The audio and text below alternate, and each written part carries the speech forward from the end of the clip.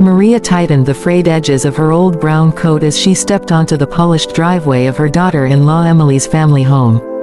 The house stood tall and impressive, wide windows, gleaming stone steps, and a front door large enough to belong on the cover of a luxury magazine.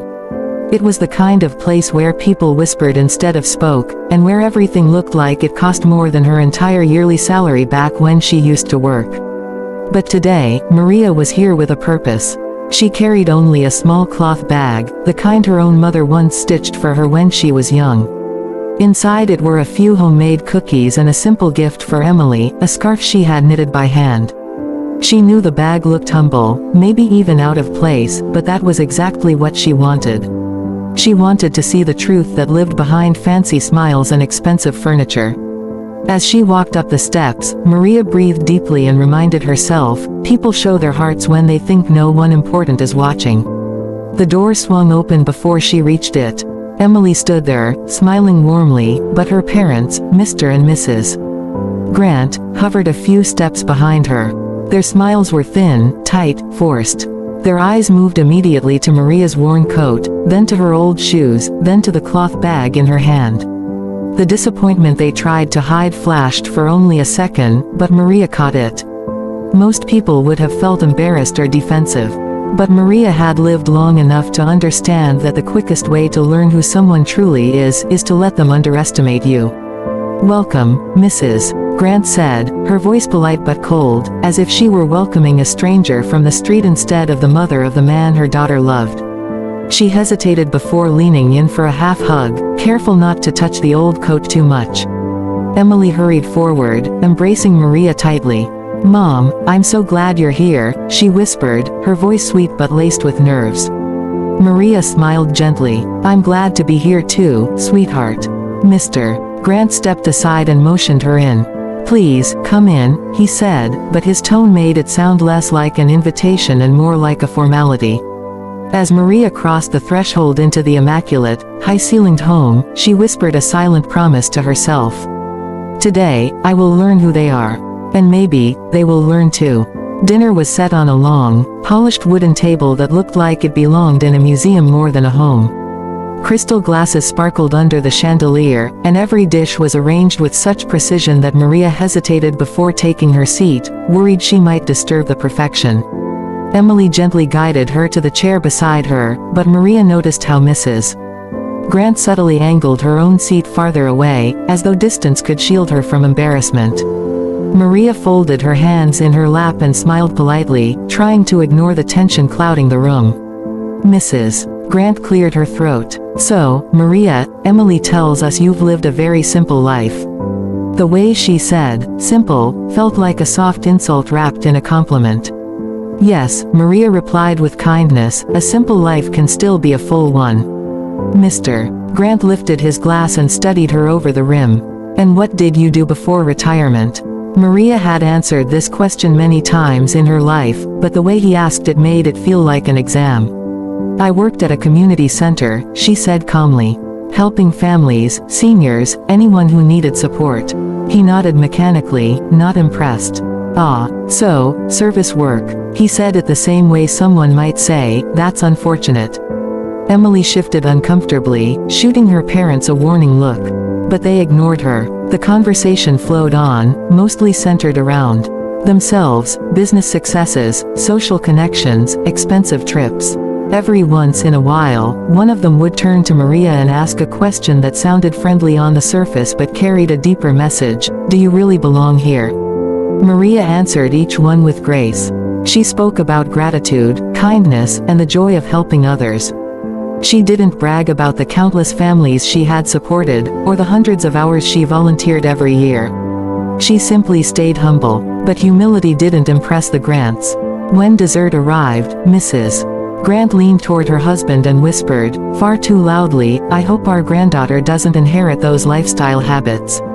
Maria pretended not to hear, though the words stung like small, sharp needles. Emily clenched her jaw, finally whispering to Maria, "I'm so sorry." Maria gently squeezed her hand. "Don't worry, sweetheart. People reveal themselves in moments like these." And as she looked around the table at the polished silverware and the polished smiles, she realized something important. The room was beautiful, but the hearts inside it still needed light. The night air had turned cool when the family finished dinner and walked toward the living room for coffee. Maria followed quietly, admiring the framed photos on the walls, graduations, vacations, achievements. She paused at one of Emily as a little girl and smiled softly. Every family has a story, she thought. But just as they reached the living room, a sudden scream pierced the peaceful evening.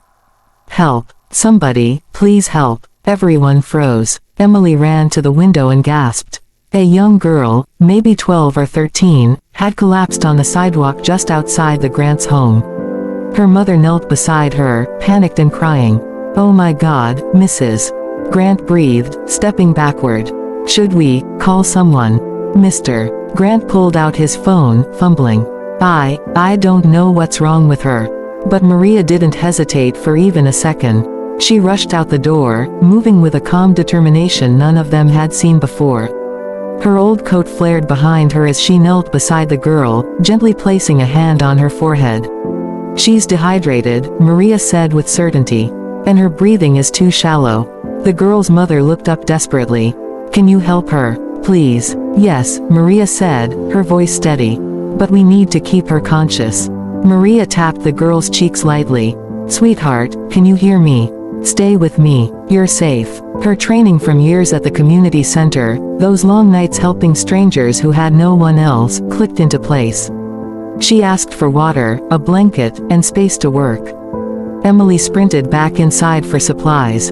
The Grants stood frozen, unsure, embarrassed by their own helplessness. Maria supported the girl's head, calming her mother, guiding her through slow breathing exercises. She checked her pulse, loosened her clothing, and whispered comforting words until the girl's eyes fluttered open.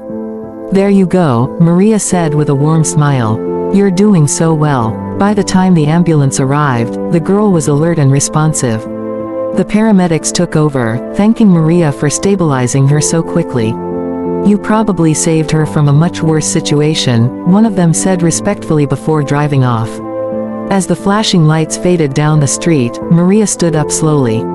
Her knees ached, but her heart felt steady. Behind her, Emily's parents stared in stunned silence. The woman they had quietly dismissed all evening, the woman they thought had nothing to offer, had just become the strongest, most capable person in their world.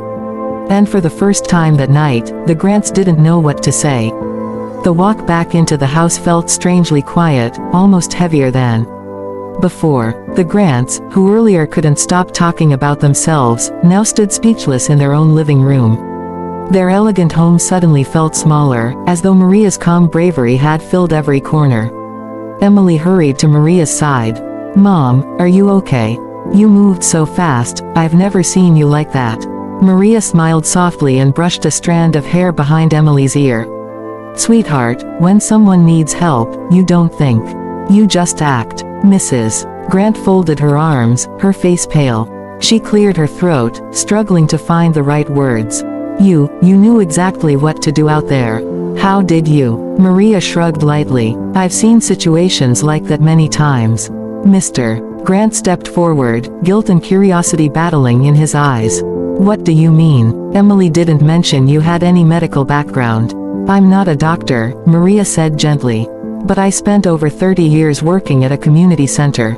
We served people who had nowhere else to go. I learned basic medical care, crisis support, and how to stay calm when life falls apart." Mrs. Grant blinked, stunned. But Emily said you lived modestly. We assumed that I was poor." Maria finished with a peaceful smile. "I suppose I am, at least in the way most people measure wealth." Emily squeezed her hand, silently apologizing. Maria continued, her voice soft but strong. "When my husband passed away, I decided I didn't need much to live on. So I donated most of my savings to build a shelter for women and children. A place where no one would be judged for the clothes they wear or the money they don't have." Both Grants stared at her, their faces flushed with shame. "So tonight," Maria said, looking at them with kind eyes, "I wanted to see how you treat someone you think has nothing to offer." Silence hung in the air, heavy and humbling. Finally, Mrs. Grant's voice cracked. "We failed that test." Maria stepped closer, touching her arm gently. No, you learned something tonight. That's more important than passing. Mr. Grant lowered his head. We judged you unfairly, and we judged ourselves without even knowing it. Maria smiled, warm and forgiving. Everyone deserves a chance to grow. And for the first time that evening, the Grants felt something deeper than embarrassment. They felt the beginning of change. The living room felt warmer now, not because of the fireplace glowing softly in the corner, but because something invisible had shifted between them. The silence that once felt uncomfortable now felt thoughtful, almost gentle. Mrs. Grant slowly stepped closer to Maria, her eyes moist with unspoken emotions. For a woman who carried herself like someone who always had the right words, she suddenly seemed unsure of her own voice. I need to say something, she whispered. Maria nodded kindly, encouraging her. Mrs. Grant swallowed hard. All evening, I judged you. I judged your clothes, your bag, the way you spoke, the life you lived. Her voice broke. I thought wealth made us better people. But tonight, you showed me what real dignity looks like. And it has nothing to do with money. Maria reached out, gently holding her hands. We all make mistakes. What matters is what we do after we recognize them. Mrs. Grant's tears finally fell. You saved that girl tonight without hesitation. And I couldn't even step outside. I was too worried about what I didn't know. You showed courage and compassion, and I'm ashamed I didn't see your worth before. Maria gave her a warm, motherly smile. Kindness reveals itself when we're tested. Don't be ashamed of learning. Mr. Grant stepped forward next, clearing his throat. His voice, typically firm and authoritative, now carried a softness that surprised even him. Maria, I want to apologize too. I judged you the moment I saw you. I thought you had nothing to offer our family. But tonight proved I was wrong, deeply wrong. He hesitated, then added, I'm grateful our daughter married into a family with a woman like you. Emily, who had been silently crying in the background, threw her arms around Maria. Mom, I'm so proud of you. Maria hugged her back, her heart swelling. And I'm proud of you, sweetheart. The four of them stood together, united not by wealth or appearances, but by something far more meaningful, a newfound respect, a shared humility, and the quiet power of understanding. As the night drew on, they talked about life, kindness, second chances, and the simple belief that every person, no matter how they look, carries a story worth knowing. And when Maria finally stepped outside to leave, Mrs. Grant placed a gentle hand on her shoulder. You came into our home as a stranger, she said softly. But you're leaving as family. In that moment, Maria realized something beautiful. Sometimes, acting humble doesn't reveal who you are. It reveals who others are capable of becoming.